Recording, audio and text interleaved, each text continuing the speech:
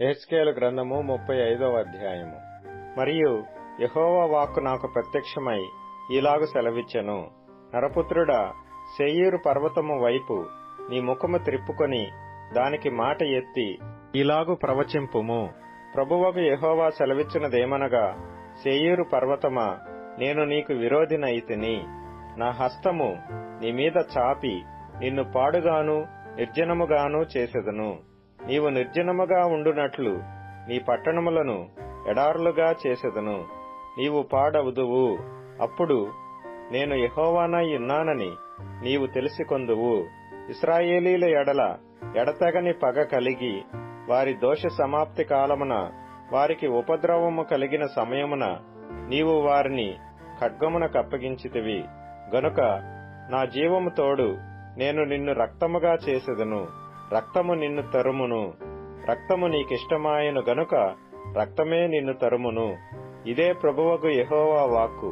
వచ్చువారును పోవువారును లేకుండా అందరినీ నిర్మూలము చేసి నేను శేయీరు పర్వతమును పాడుగాను నిర్జనముగాను చేయుదును. అతని పర్వతములను హతమైన వారితో నింపుదును. నీ కొండలలోనూ నీ లోయలలోనూ నీ వాగులన్నిటిలోనూ వారు ఖడ్గము చేత హతులై కూలుదురు. నేను యెహోవానై ఉన్నానని మీరు తెలుసుకొనున్నట్లు నీ పట్టణములు మరలా కట్టబడకుండా ఎల్లప్పుడూ పాడుగా ఉండజేయుదును. యెహోవా అక్కడ నుండినను ఆ రెండు జనములను ఆ రెండు దేశములను మనవే, మనము వాటిని స్వాధీనపరుచుకొందము రండని నీవనుకొంటివే.